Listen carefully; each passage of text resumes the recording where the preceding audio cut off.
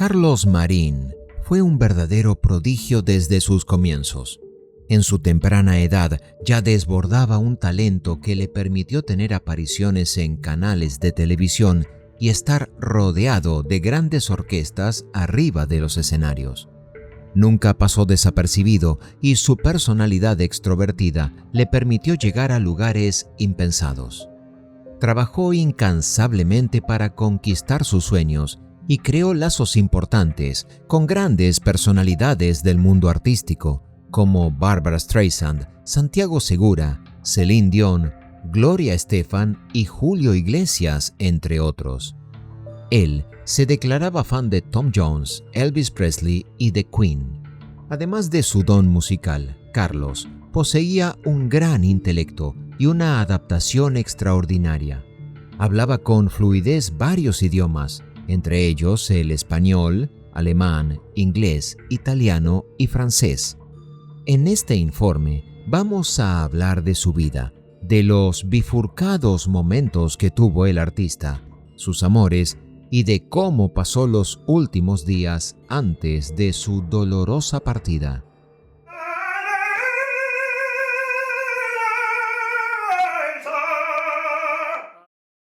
Carlos Marín Menchero nació el 13 de octubre de 1968 en Rüsselsheim, Alemania.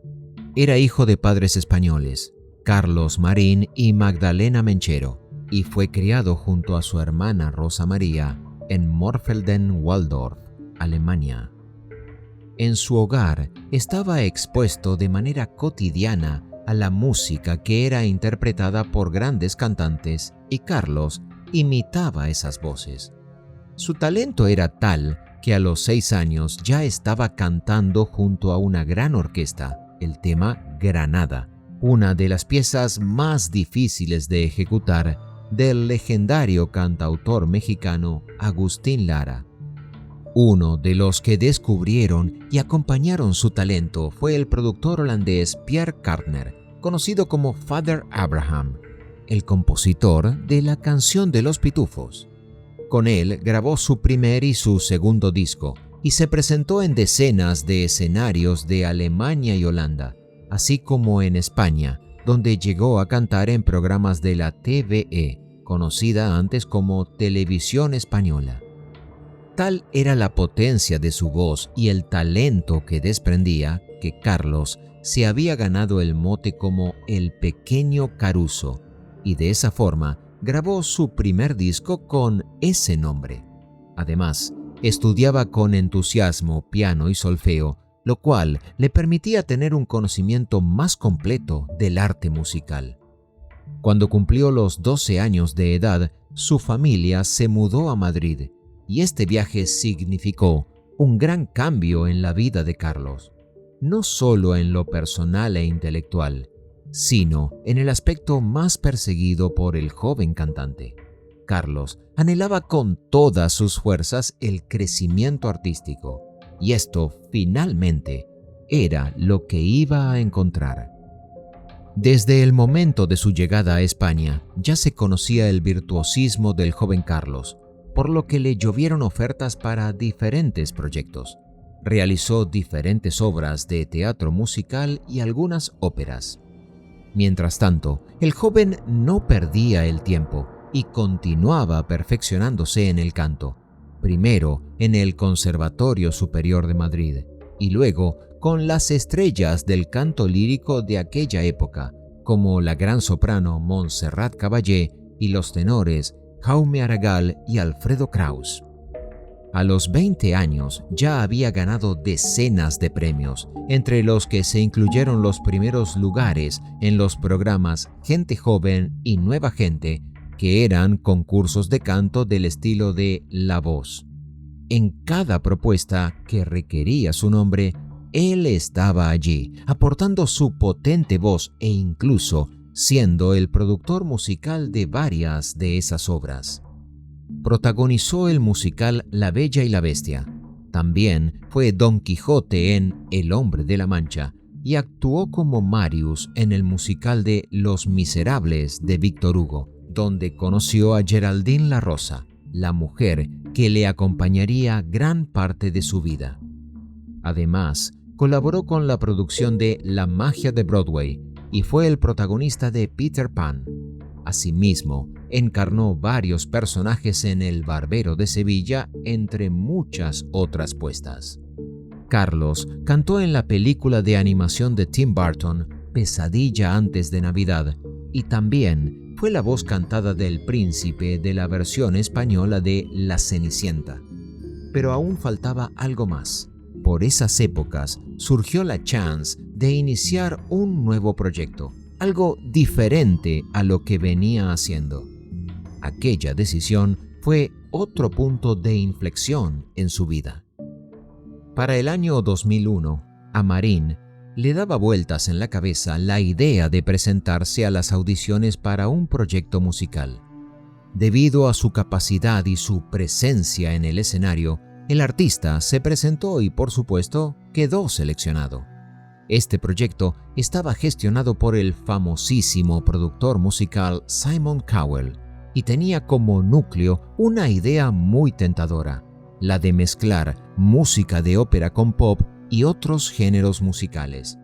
Sin embargo, esto también significaba abocarse de lleno en el proyecto y dejar de lado otros asuntos. Era una decisión difícil, ya que suponía abandonar todo lo conseguido para sumarse al grupo. Luego de evaluarlo y pensarlo varias veces, Carlos finalmente se decidió a sumarse a lo que luego se conocería como Il Divo. Sus 4 miembros provenían de diferentes latitudes. Entre ellos se encontraban los tenores Urs Bühler, de Suiza, David Miller, de Estados Unidos, Sebastián Isambard, de Francia, y el barítono Carlos Marín, de Alemania, pero de padres españoles. Aquella diversidad de orígenes también les permitió adentrarse y moverse con soltura en variados géneros, desde la música latina, haciendo musicales de boleros, folclore y hasta de música sacra. Juntos pudieron cosechar una enorme cantidad de éxito a nivel global. En 17 años lograron editar 9 álbumes y llegaron a vender más de 40 millones de discos en todo el mundo, consiguiendo, obviamente, múltiples discos de oro y platino. A partir de su 5º álbum, comenzaron a combinar su trabajo como cuarteto con iniciativas de solistas. Después de varias charlas, Carlos pudo lograr que le permitieran desarrollar proyectos solistas paralelos mientras no se superpusieran con las agendas del grupo.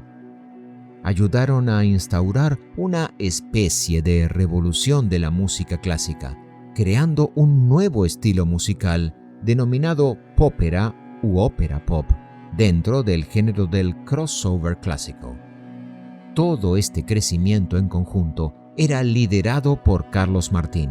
Él siempre empujó aquello con una fuerza que podía mover montañas, según las declaraciones de sus propios compañeros.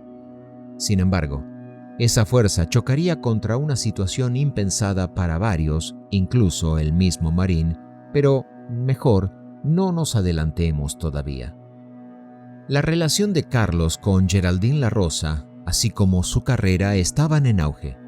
Ya tenían varios años conviviendo juntos, por lo que en 2006 decidieron casarse y, mediante sorpresa de Carlos, la boda se hizo en Disneylandia, con varios invitados de lujo, entre los que destacaban los integrantes de Il Divo y, por supuesto, Mickey y Minnie. Sin embargo, 4 años después, se divorciaron.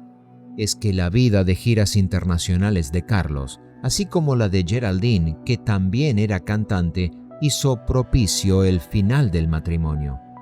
A pesar de esto, Carlos jamás rompió la relación con Geraldine. Siguieron siendo muy amigos. El propio Marín fue padrino de una de las hijas de su ex esposa. Otro de los romances de Carlos fue con Kim Michelle Sharma, una actriz y modelo india, reconocida por actuar en películas de Bollywood.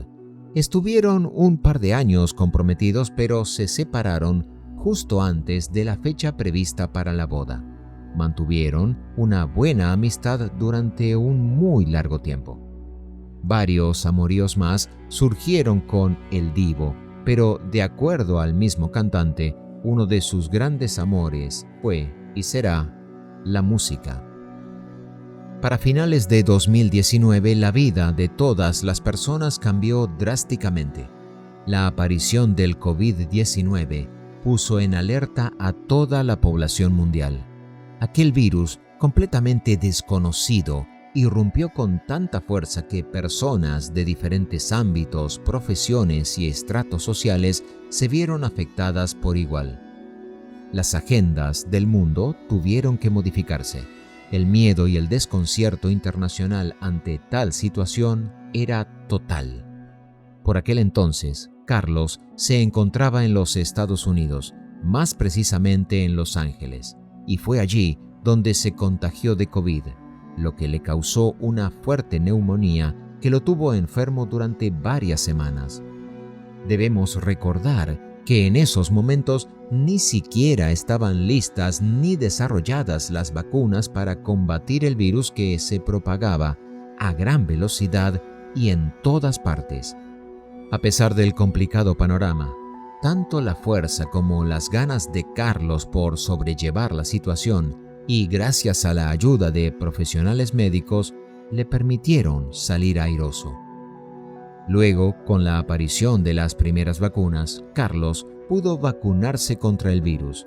Según se cuenta, esto lo hizo más por el respeto y cuidado hacia los demás que por sí mismo. Carlos era conocido como una persona con una moral intachable y de un muy buen corazón. Su trabajo implicaba que él estaba en constante contacto con varias personas y expuesto a públicos numerosos. La primera batalla la había ganado, pero aún le aguardaba una todavía más difícil. El 13 de octubre de 2021, la alegría de Carlos era pletórica. Festejaba su cumpleaños número 53 y venía de disfrutar un hermoso verano en la compañía de su inseparable Geraldine y su ahijada Scarlett, la hija de su compañera. Por aquellas épocas, además del descanso, ambos artistas pasaban sus días grabando y ensayando para nuevos proyectos laborales que saldrían a la luz en un futuro cercano. Este período fue un merecido momento de ocio para Carlos, que desde muy joven no había frenado nunca. Jamás había disfrutado de tener tanto tiempo para él, lo que le sirvió para renovar por completo sus energías. A la vuelta de la esquina estaba la nueva gira con su grupo, y Carlos, de a poco, se fue preparando para ello. Estaba ansioso por volver a los escenarios. En su cuenta de Twitter oficial había posteado: "No podemos esperar para nuestra gira en Reino Unido que comenzará en noviembre". Carlos, renovado física, espiritual y mentalmente, volvía al ruedo. Sin embargo, jamás pensó en lo que iba a ocurrir en esa gira. Ese mismo año, estando en la Ciudad de México, Carlos se dio su tercera dosis contra el virus, lo cual lo dejó más tranquilo. Por eso, no tuvo problemas en retomar la gira con Il Divo, que comenzó en Europa en el otoño. Tenían pensado cerrar el año en la ciudad española de La Coruña, pero primero pasaron por Inglaterra. Después de Londres, vino una presentación en Bath el 7 de diciembre. Aquella presentación resultó ser la última. A la mañana siguiente, el cantante se comenzó a sentir mal. Tenía fuertes dolores de cabeza, la garganta muy irritada y su cuerpo estaba adolorido. Pidió hacerse un examen y dio positivo a la prueba de COVID. Su estado de salud fue empeorando rápidamente. En un abrir y cerrar de ojos, todo se complicó. Por ello, fue trasladado de urgencia al hospital de Manchester. El 17 de diciembre, el grupo Il Divo reveló, mediante un comunicado, que Carlos había sido ingresado al área de terapia intensiva. Su representante agregó que le habían inducido el coma y que estaba intubado. Nadie entendía nada, porque semanas antes Carlos estaba en perfectas condiciones y de un día para el otro el panorama fue distinto. 2 días después de aquel comunicado, el 19 de diciembre de 2021, se anunció la triste noticia que conmocionó al mundo entero. El gran cantante germano-español de Il Divo, luego de varios días de estar batallando por su vida, había fallecido. Una insuficiencia respiratoria ocasionada por el virus de COVID fue la causante de su deceso. Aunque no se conocen más detalles, la familia y su círculo más cercano se negaron a dar precisiones al respecto. La tristeza y el desconcierto volvieron a ser totales. El mundo lloraba a su artista y a cada persona vencida por la horrible pandemia.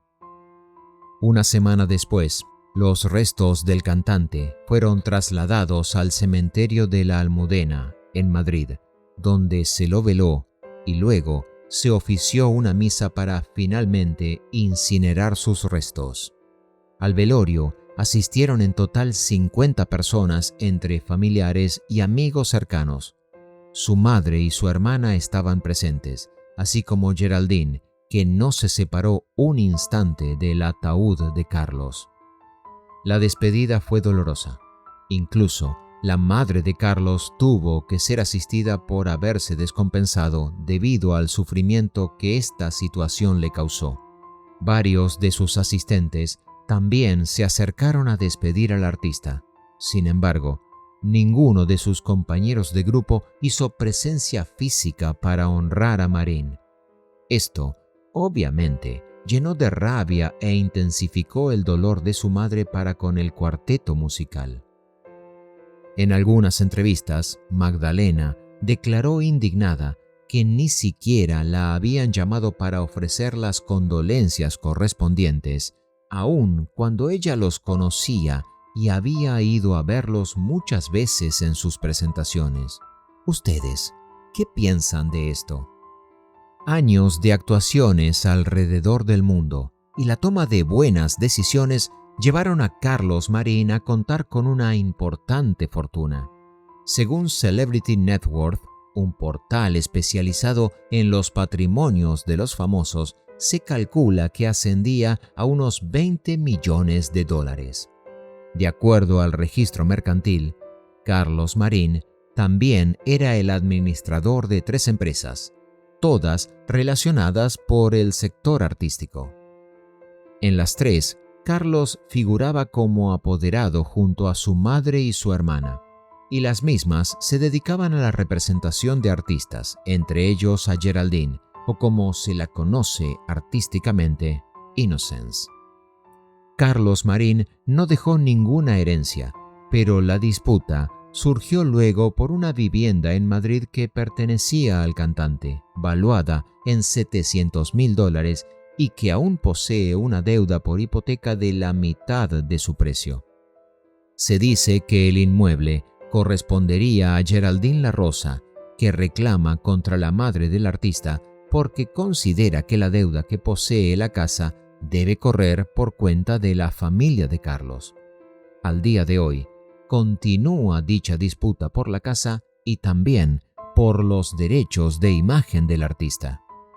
A pesar de su rápida desaparición, el legado de Carlos Marín es indudable. Fue un líder natural e incansable que logró posicionar a la música clásica, uno de sus tesoros, en un altar privilegiado. Junto con su grupo cantó ante los grandes líderes mundiales y hasta se dio el gusto de decirle que no a Donald Trump.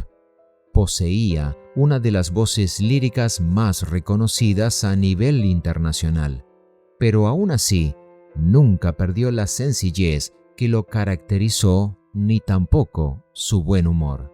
Carlos Marín siempre tuvo los pies sobre la tierra, porque él mismo en reiteradas oportunidades comentó que había comenzado desde abajo. Para Carlos, la vida giraba constantemente Y la vida del artista particularmente era como una noria. A veces se estaba arriba y otras veces podías estar abajo.